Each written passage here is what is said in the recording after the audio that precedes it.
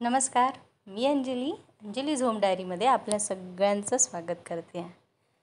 आजच्या व्हिडिओमध्ये घेऊन येते आहे मी की आपल्या घरातल्या टाकाऊ वस्तूपासून आपण टिकाऊ त्यांना कसं करायचं। तर माझ्याकडे असे काही चाक होते मुलाच्या सायकलचे, जे आता कामात येणारे नव्हते। तर त्या चाकांना मी कामात कसं आणलं आहे, त्याला घरच्या सजावटीसाठी त्याचा उपयोग कसा केला आहे हे सांगणार आहे या व्हिडिओतनं। तर हे असे 2 चाक होते माझ्याकडे। त्या चाकांना मी स्क्रबरने छान घासून घेतलं, छान स्वच्छ पुसून घेतलं आणि मला आता पेंट करते। पेंट करण्यासाठी मी ॲक्रेलिक कलरचा यूज केला आहे। हे सगळं करताना मला गार्गिशनी खूप मदत केली। तर मी 2 चाकांपैकी एका चाकाला ब्लॅक कलर केलेला आहे आणि एकाला ग्रीन कलर केलेला आहे।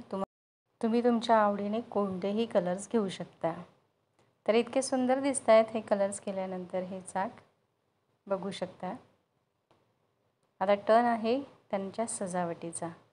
तर त्यासाठी मी काही फुलांचा वापर केलेला आहे।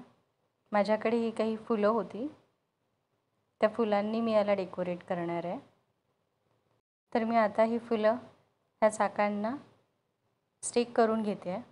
तुम्ही या फुलांच्या ऐवजी आर्टिफिशियल पानांचा पण यूज करू शकता। ज्या पद्धतीने तुम्हाला सोयीस्कर होईल ते लावून तुम्ही याला डेकोरेट करू शकता। तुमच्याकडे इव्हन लाइटिंग्स असतील तर तुम्ही याला साधी लाइटिंग जरी लावली तरी हे चाक खूप सुंदर दिसेल तुमच्या भिंतीवर। तर मी ही फुलं या चाकाला पूर्ण स्टिक करून घेते।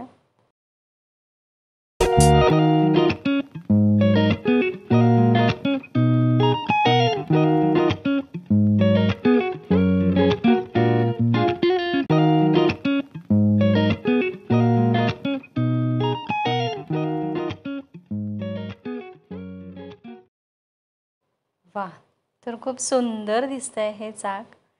खूप सुंदर वाटत आहेत ती फुलं त्या चाकाला मी स्टिक केलेली। दोन्ही चाक खूप सुंदर दिसतात। तुम्ही कुठल्याही पद्धतीने याला डेकोरेट करून आपल्या घरी लावू शकता। मी माझ्या बाल्कनीमध्ये यांना कोपऱ्यामध्ये 1-2 प्लास्टिकच्या कुंड्यांवर इथे ठेवते।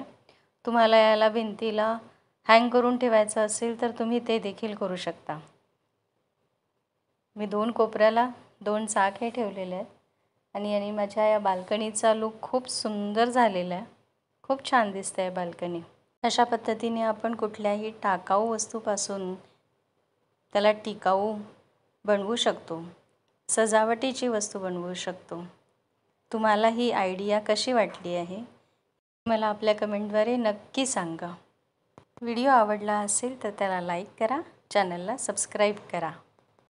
लवकरच भेटूया पुढच्या व्हिडिओमध्ये। व्हिडिओ बघण्यासाठी खूप खूप खूप धन्यवाद। बाय।